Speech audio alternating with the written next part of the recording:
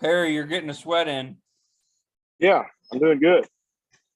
You might need to talk to me first. I'll be out of breath after about 5 minutes.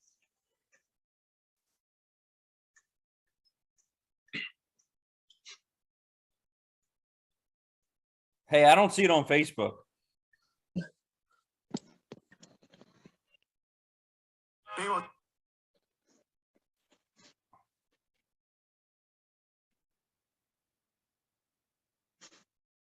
Like usually I get a notification. I just got a Podfather. notification though. I just got one. It's on. Yeah, I did. it is live now.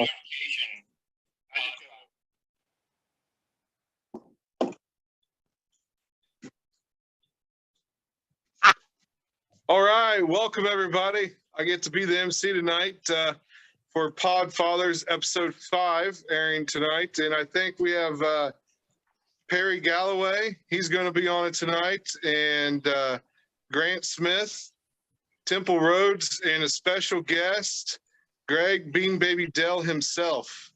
So they're all joining us here tonight. We got Chad on here too. Yes, and we also joined by Chad. So I guess I want to start with you, Perry. Have you got a chance to look at this episode yet? I've looked at part of it. What's it about? Tell me. Remind me. I'm in the middle of this workout. It's funny. The show must go on, so I thought I'd do it while I'm on this treadmill. Well, we definitely don't want to give too much away to the viewers. They're getting ready to watch the show here at 9 o'clock Eastern time. But what would you say from planting till R1? What was your biggest challenges this year? Of course, I'm a big time guy, so timeliness is always an issue. I don't know if it's weather, equipment, labor, but timeliness is so key to my operation. We try everything we can, but we're still going to have setbacks. So this year, weather and timeliness was the issues, getting everything done between planning, emergence, weed control, fertility, up at R1, and then managing for high yields. What was your weather like when you was going back into the reproductive stage? Well, we had a pretty good season. We were dry, but we're 95% irrigated. We're always dry. That's why we have so much irrigation. Temperature, that's always an issue.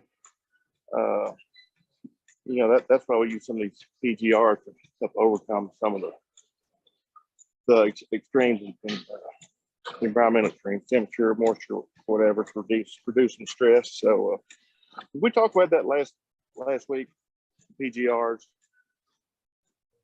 No, I don't think we did. That's a great topic. About it? Yeah. Not really. Perry, let them have it. Perry, let them have it on it.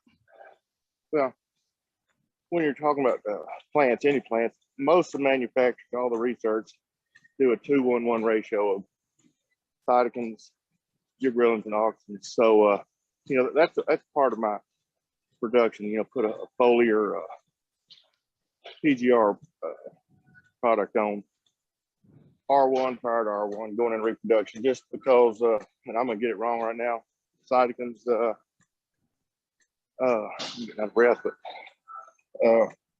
cell division, cell strength, and cell elongation is what you're getting out of those three. So that coupled with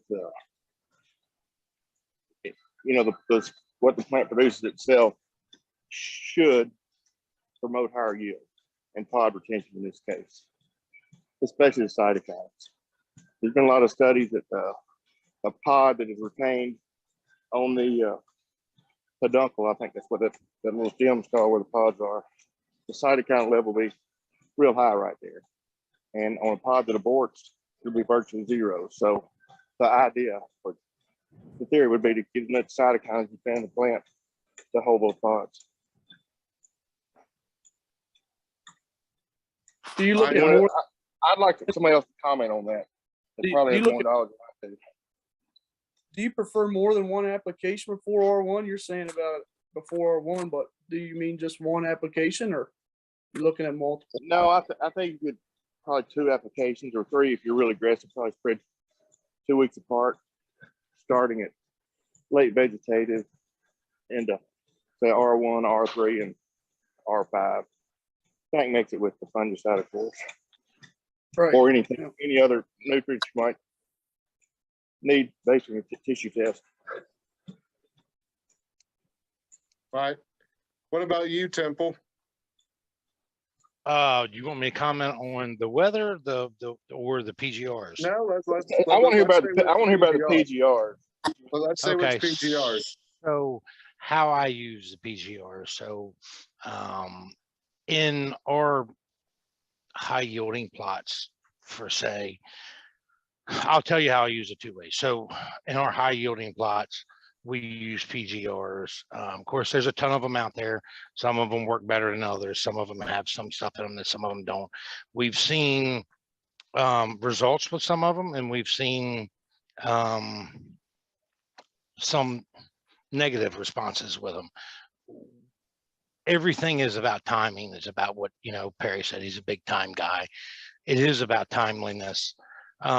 When we start the burning process of, when we're trying to, so this is how I explain it. So what we do with a soybean plant is we go from a vegetative plant. When it gets out of control, we want to burn it back and we want to set it back, and we want to automatically make that plant think, okay, I need to go reproductive. So we set it back. Then we come back from that, we add a micronutrient, and that's when I add a PGR. Not all the times, but most of the time the PGR is going in that blend, because after we set it back, we set it through so many problems, and we're trying to overcome those problems and bring it back as fast as we can. But then it goes back reproductive, and then when it comes out of reproductive and it gets going aggressively, you get a rain shower, you get different things that happen, and then it goes back vegetative again, and then we were trying to burn it back again. So we multiple times in a high yielding plot, we set it back. So every time that I set it back, when I come back to try to get it back straightened out again, that PGR is going in that next blend with my fungicide, with my insecticide, with my micros, and I'm trying to set it back straight again. I'm trying to speed up the process. As Perry says, you're trying to, some of those times you're trying to just hold on to the abortions. You don't want the abortions to happen. So that's where some of those fall in line. So I will do 3 or 4 of those times with a PGR. Depends on how aggressive that you want to be. In a production, go ahead, Perry. You're talking about pre-reproductive stage where you're going back and forth. So you're probably using a lot of gibberellins, I would think. I am. To now that's cell division, I guess. So yeah. Am I right on that? Cell division? Yeah, you're right. Okay. All right.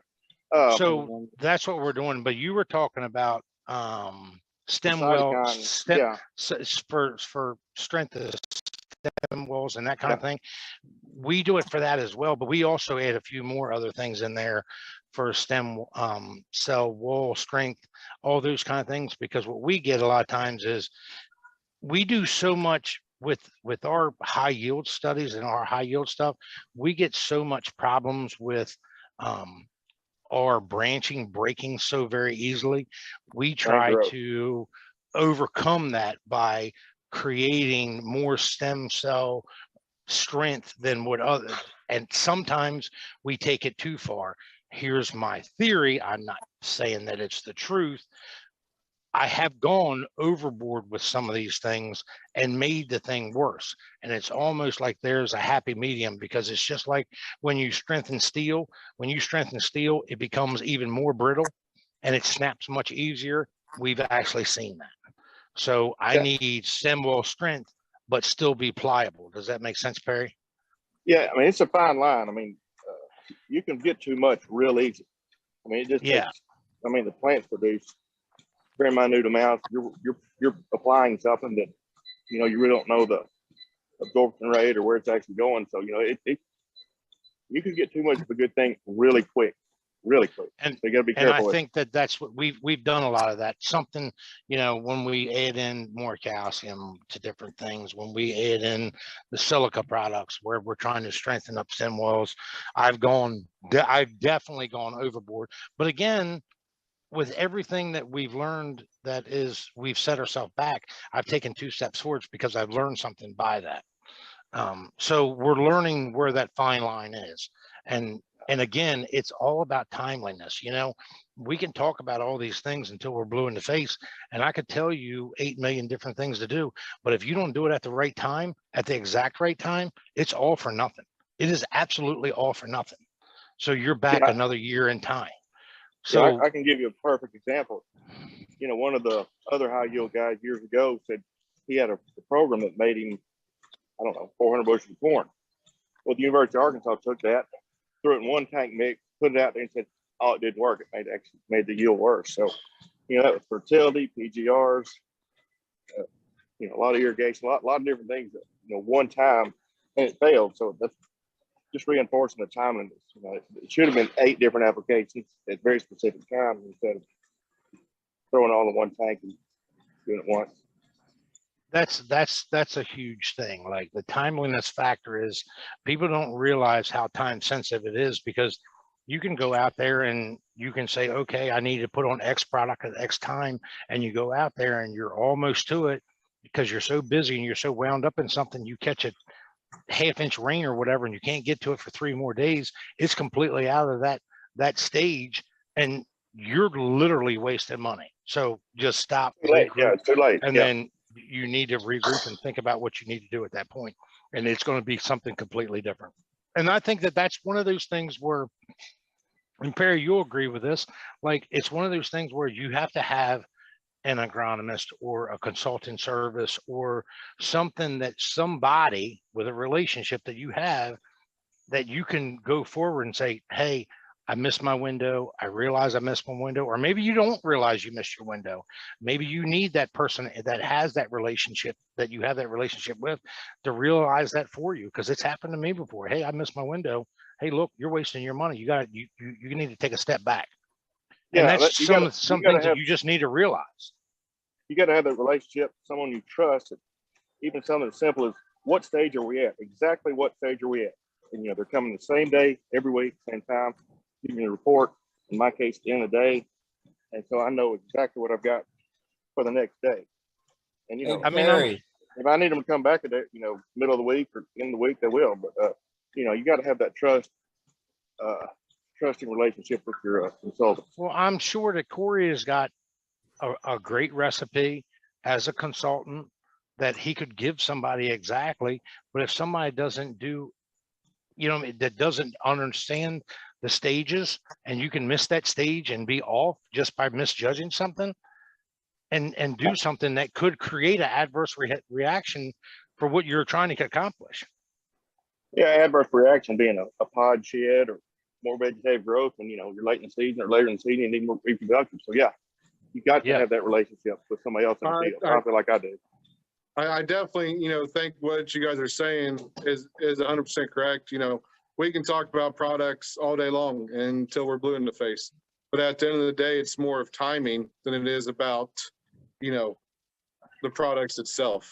You can really make a product a hero or a zero within timing. So, I mean, Corey, back to what we were talking about, that's kind of my, not really my regimen, but that's kind of how I treat PGRs in my high yielding plots. My average production field, I make one application, and it's like Perry said, it's like R1, R2. It's pod retention. That's kind of what I'm going after. It's the same thing that Perry's going after. That's what I go after on my production level fields. I don't make multiple passes with PGRs. I'm sure that, I mean, most PGRs, if you choose a quality PGR, they're not overly expensive. They're not the end of the world. I'm sure that you could, I think now that I've had so many years, and Perry would agree with this, I'm sure as well, he's got so many years with the PGRs that he's using, and he's figured them out, that he'll put them on 100% of his acres. and maybe he'll increase it a little bit more, but he knows the right timing. I've figured out the right timing for the production fields. And that's, again, that's what we're doing here on the Podfather show. It's not really about, you know, a race to the end. It's trying to find some of these small things that you can put into production fields that will take you to a different level in the end, because that's what we really are. We're not the guys on the Podfather show. I'm not talking about other shows because I don't really have any involvement with any of the other ones, but on this Podfather show, we are not competition farmers. We are production oriented guys. And that's what we're after. We're just after trying to find something that we can take to the production. Right or wrong, Corey? No, you're exactly right. And that's one thing that I really fell in love with this entire group. You know, we're talking every acre mass scales, and we're all after the same goal. And kind of leads me to my next question. So, you know, when we're talking, you know, your entire operation, Perry, you can answer this too, and Grant also, when we're talking one pass, what is that one crucial time that you feel PGR should be on? For me, that is the R1 stage. That's the one time that every acre is going to get it. And what is your guys's? Yeah, so I couldn't agree more. It's that tank mix it with the fungicide. I usually, you know, I'll go a little early, the fungicide. So let's just say R1 to R2, put in the PGRs across the whole farm. I can't tell you what it costs, but it's $4 or $5 an acre to go in with your fungicide. It's a great tank mix, and you know it's gonna more than pay for itself at that stage. Now, what Temple's talking about in the veg, you know, from emergence, burning back, and shutting them down, bringing them back, you know, that's a whole different subject. But what I'm talking about is across the whole farm, which will go out with that first fungicide application. And back to what I said at first, I use a product that'll have a 2-1-1 ratio, 2 cytokines, 1 jib, and 1 ox. And most of the manufacturers have that same identical product. They won't very far. Yep. Now, Grant, what about you? I would say R1 as well. Hey, Perry, I'm just making sure you're okay. I see a lot of sweat coming out over there. Y'all gonna have to hurry up. I'm gonna be out of breath in 5 minutes. Keep going. I'm good. This was our first year doing it. So we're still learning, you know, with the input from you guys and the timing and everything. We had a different brand of beans. We had the Plenish beans. So things were a little different. This year coming up, we're changing some things around. So it'll be pretty interesting to see what we can do. Temple, would you have something different?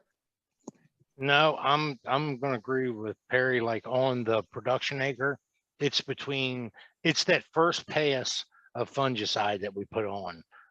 We'll go in with another fungicide pass later on, even on my production beans. But that first pass where you're trying to retain what you've done, that's the pass to put it on.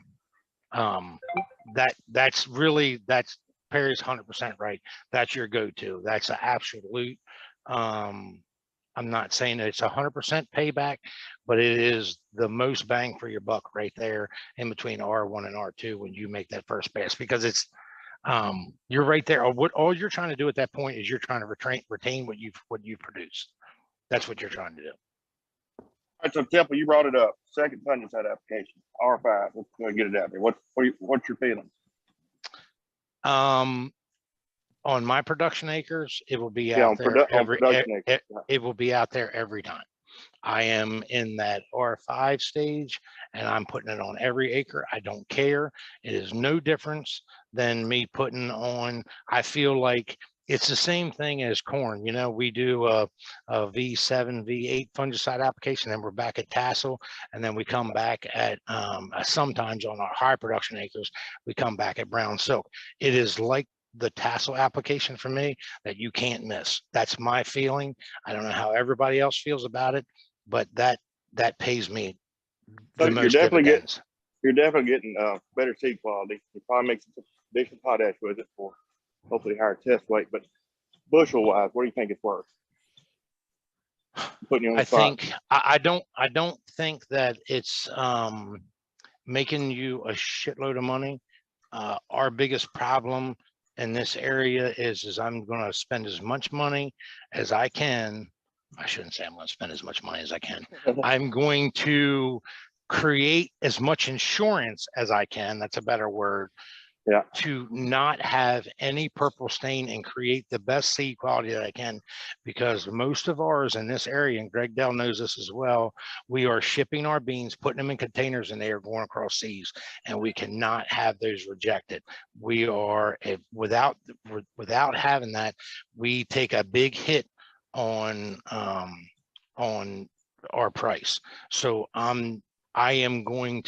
I think that it equally pays itself off every time. Bushel wise, I would say it's a 2 to 3 bushel increase where I've seen it at, where I've compared it side by side. But the difference for me is just like you said, seed quality. And I'm not growing parent seed for seed quality, but what I am doing is I am selling to companies for a premium to put in containers that are going to be shipped overseas. That makes a difference. Well, So seed the- quality really means bushels in the end, in my opinion. You know, every test weight beans is weight. This is what it is. Well, it is. I mean, I think that it affects the test weight somewhat, but there's a big difference in test weight. You know, everybody talks. We've always talked about this test weight in beans, and the test weight in corn works a certain way, but test weight in soybeans works very differently. It's just like, you know, you take a guy that is like Perry that's working out right now, and he's creating muscle. So that guy, see what I mean? See that shit? So, you know, when you're creating muscle weighs more than fat, right? So it's no different. Starch in, you know, whether it's corn or whether it's wheat or whatever, it weighs more than fat. Oil is fat. It's the same thing in beans. So it's harder. It's very, very hard to create a heavy test weight in soybeans when you're actually trying to promote. They're trying to promote oil, more oil, and you're trying to create more test weight. Well, it doesn't really work like that. So I don't necessarily look and try to retain and try to build more and more and more test weight. That's not what I'm after. I'm trying to produce a better bean, a bigger bean, and bigger beans add up to more bushels, period. I'm not so, and it's because you got that oil versus starch factor. They weigh very differently. No different than muscle and fat. And we could have 2 shows on test weight soybeans. So yeah, let's save that for let's save that for later. So you mentioned purple seed stain, which is the Cospra. Yep. Do y'all have that up there? I didn't think you had that. Yeah. Now, for some reason, which I never really figured out, and I don't know whether I dug into it or not, or maybe I'm not smart enough for it, but our beans that we plant behind our wheat, which is half of our bean acres are behind wheat, never have any of that in it. I mean, it's like nothing. There's zero almost. It's not zero, but it's damn close to zero. And they are, but they're treated very much the same. But our early beans that we plant, if we're not careful, it will have it in it. And what I have found, and not that I'm throwing anything out there, but I'm going to say it, all of the E3 beans that I have seen so far that I've planted over the last couple of years have had a problem with it, where when I get into regular extend beans or extend flex beans, I have not had a problem. And I'd like to throw that out to the rest of it. Why is that? And I don't know who to ask, but I'm throwing it out to the group. I don't know why it is. I don't know. Dad's raising his hand. Yeah, let's get somebody else on there beside me. I think the big thing when companies got into the E3 beans, it was limited genetic pool. So, you know, Dow started manufacturing there, so they were the only company involved on a genetic end to start E3 commercially. So every company that had E3 was working off a very limited genetic platform, sharing some of those genetics. As we get out really this year and beyond, I think you're going to see a big difference in that. A lot of companies are back on in-house genetics. You're going to see a big advancement in the enlist beans, I think, overnight. when you start seeing this year compared to the past 2-3 years, just because of the genetic diversity that's coming back into those. I mean, has anybody else seen that out there, or is it just inherent to my area, or I'm You know, asking my, a question? my story on Costa is pretty sure it's airborne, and Louisiana, is it airborne? Let me get that. I may be wrong. I stand under correction. I don't know. Is it airborne or soilborne? I think it's airborne. Louisiana We've has never had that problem. Louisiana has it bad, but we tend to get it a little later. So that'd go against what Temple's saying, because he's saying these double crop beans don't get it, but full seasons do. And I'm saying that I don't know what I'm saying. It does move up from the south, though. Some years are worse than others. I'll tell you how bad it is here, Perry. There's a seed, or there's a company here that contracts out and plants seed for multiple companies. FS. Right. They used to do a bunch of stuff for Pioneer. Now they do a bunch of stuff for Stein and 3 or 4 other companies, and they grow parent seed. They will not contract farmers out to plant any early beans because of that, because of the purple stain. They will only contract out wheat beans. That's the only one that they'll contract out. Interesting. We had to plant late. I used to plant double crop beans for seed production just because of the germ issue. We get a better germ and better seed quality for the early June planted beans versus the early April. We sacrifice yield, but they're double crop. We seem like a decent yield. Our biggest problem when we have purple stain is always seems to be depending on the weather in August. That's what causes ours. Moisture and heat. Maybe when it is wet, it brings it up. It's moving it in through the air. But I know for a fact that when we have purple staining, it's in the beans in August that are at the wrong time in their life, and they will turn purple every time if we get a lot of rain in August. I mean, it's always August rains that cause it. Greg, did you plant any E3 beans this year, or you did not? We're all extended. Okay. All right, guys, it looks like we just have a few more minutes left here before the episode starts. So I kind of want to ask Greg here, big TV debut. What did you think of it? And then how could you handle Temple being there? Just looks like destroying your soybeans. Destroying. Yeah, I mean, he's just out for blood, trying to take everything out. I guess he thought I was going to come in and beat him after I turned my beans white. And, he was worried that I brought him back to life after trying to kill him. He was worried that I had something on the line there. I wasn't worried about you because you couldn't take the key out of the sprayer. You wanted to spray him every other day. So I wasn't that worried. I was probably only on my 10th pass when he was there. So I had a couple more left to go. He didn't see it all. Well, and then I guess one more question, for Greg, Grant, and Chad, what do you think it means to have somebody like Temple do what he did for you guys this year? Just trying to mentor and help and definitely lead.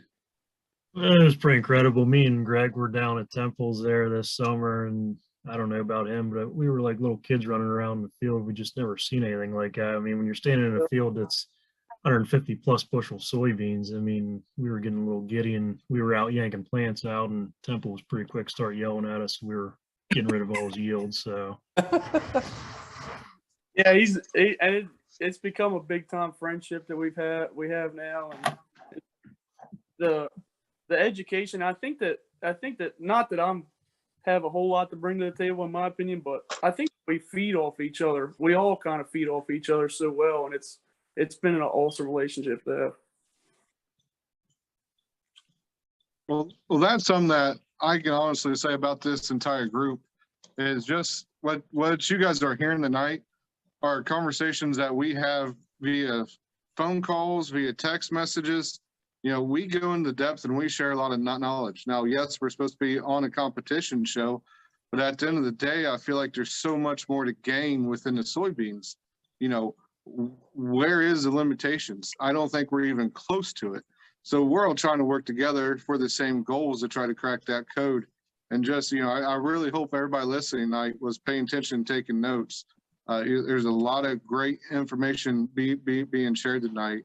And if you're another farmer out there and you see a young farmer trying to better himself and you feel like you can share some knowledge or some tips to him, please reach out and do it. It doesn't take long.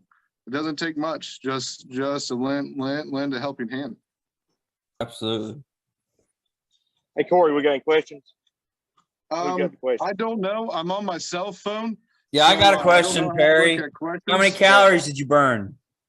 I'm on 358 right now. Oh, good. So you can go eat a cracker. But I do want to give a shout out to Tiffany from Minnesota. Hello, from the Podfathers to her. And I think we're Hi, going to be Tiffany. count out to start the show. And we will be back after the show for a 30-minute post show. So if you guys have questions or any questions that you want answered or some topics, please feel free to comment, and we will rejoin here at 9:30 Eastern time. Thank you, everyone. Thanks, All right, Corey. let's go. All right. Great job, Corey. Started to shop around and see what's going on, see how things look. Before we get too far into this thing, I want to give a shout out to my buddy Corey Atley. All right, you guys ready to go out?